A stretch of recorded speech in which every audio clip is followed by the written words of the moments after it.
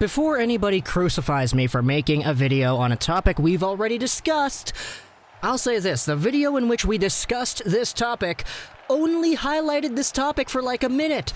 It was a 13-minute video where we talked about 7 different things that I probably could have made individual videos for. But because Jim Benning did a TSN 1040 radio interview yesterday, we have a few more quotes relating to this one individual subject that I wanted to compile to form a narrative here in this video.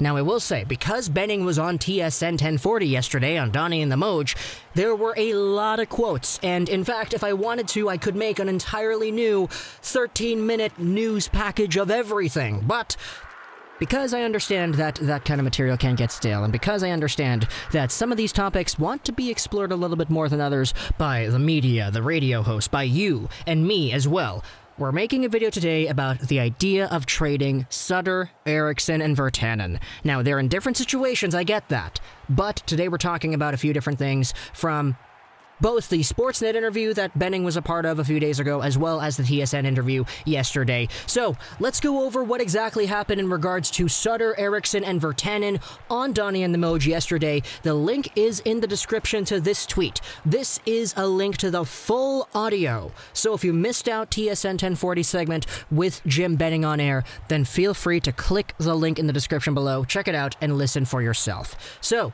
getting into what was said on air, the first big thing that I wanted to highlight here was a question that was texted in by Farhan from New West to Jim Benning on TSN. Benning said this about Loui Eriksson. I know he's making too much money to be just a good defensive player. And I don't know, that's a small quote, but it's somewhat vindicating, you know? It feels so good to actually have the GM who signed the contract come out and finally agree with the sentiment of the masses and say, yeah, okay, I done goofed. He's paid too much. That's it. He's a good defensive player. He does the little things. Little things Loui, right? But he's paid too much. And I think just the acceptance, you know, these are like the 5 stages of grief right here. The last one is acceptance.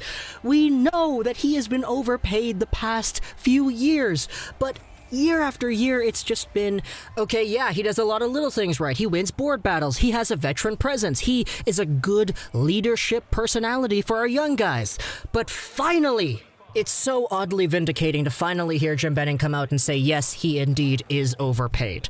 But continuing on with the Loui Eriksson talk, this is something we brought up in our video 2 days ago, but there was some internal belief that the Vancouver Canucks can move one of Loui Eriksson or Brandon Sutter. This is a tweet that was posted onto TSN 1040, and it contains a radio hit from Farhan Lalji, who talks about this exact thing. The Vancouver Canucks believe internally, to some capacity, that they can move an Eriksson or that they can move a Sutter. And in order to do that, Benning will probably need to make some tough decisions regarding some players, maybe even younger players, and maybe try to even recover some draft picks. So, you heard it right here. This is what I'm talking about when it comes to a quote-unquote narrative being put together, because there are many different quotes that can be stringed along to form what is essentially a new idea.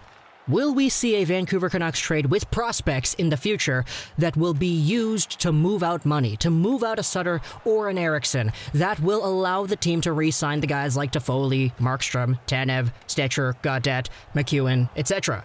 We already highlighted this too, but Jim Benning said on Sportsnet a few days ago that he will not be moving first or second round draft picks to move money, which is good.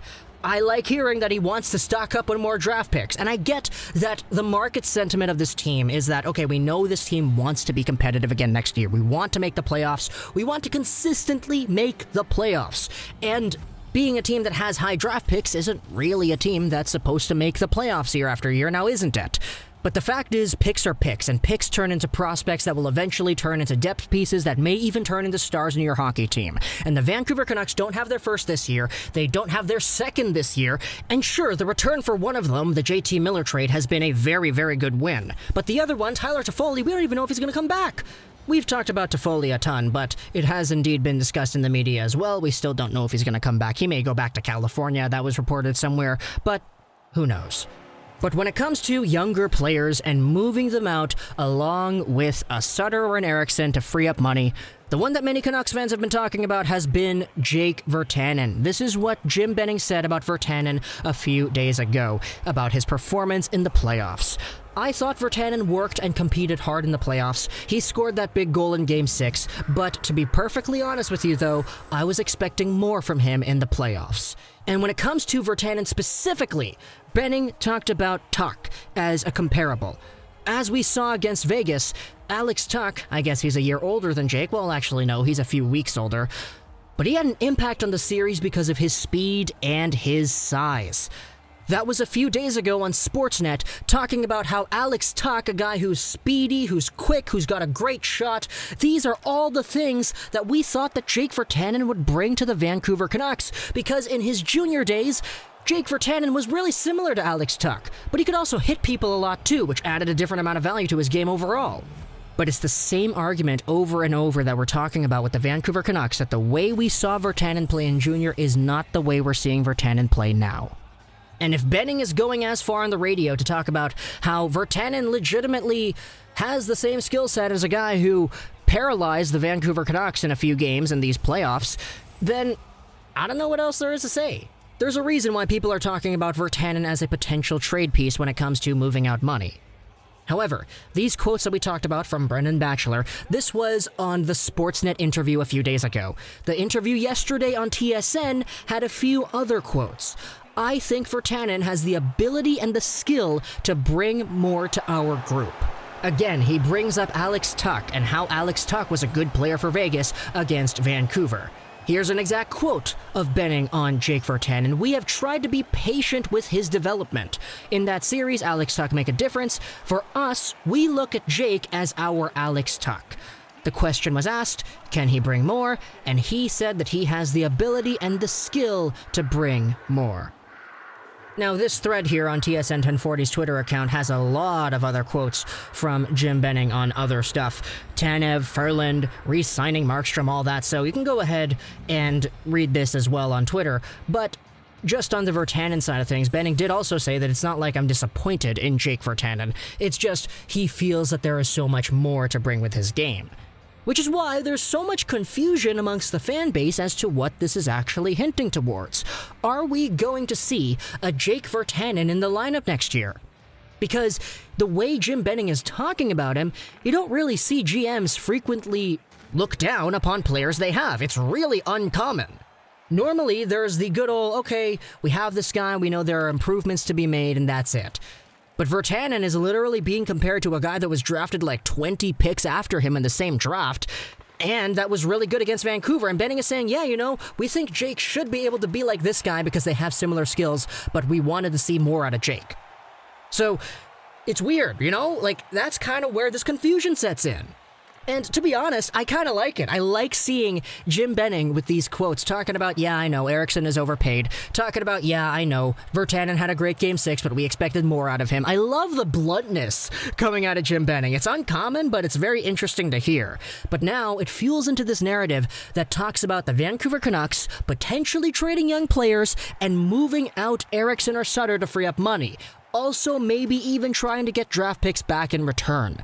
So, because of the way that Benning has been talking about this in the media, there isn't really another young guy out there that people are thinking could be traded aside from Jake Virtanen, because he's the only one that Benning has publicly gone on record and talked about how he expected more out of Virt. So who knows, maybe we will see a random trade with an Olio Levy or something. Maybe we see a Brogan Rafferty trade. Maybe we see a trade of some random guy that we had absolutely no idea was even on the block, because Benning did say difficult decisions with young players may have to be made to move out money here. But the way it's been on Sportsnet and TSN, 2 straight interviews for Jim Benning, he's talked about Virtanen twice and how he thought Virtanen could have brought more to the table. So that's our video here today on Eriksson, Sutter, Virtanen. We talked a lot about Eriksson and Virtanen, but not really on Sutter. Sutter is more of just a given because his contract is big too, and that he is also one of those guys that many people criticize for having too much taken up on the payroll. But talk to me in the comments below what you think about this whole idea. Do you see an Eriksson-Virtanen trade somewhere down the line where they're included together to free up money Not only getting rid of the cap that's already in your lineup, but getting rid of the cap that you would need to sign a Virtanen as well. Talk to me in the comments what you think about this whole idea. I hope you enjoyed this video. And bye.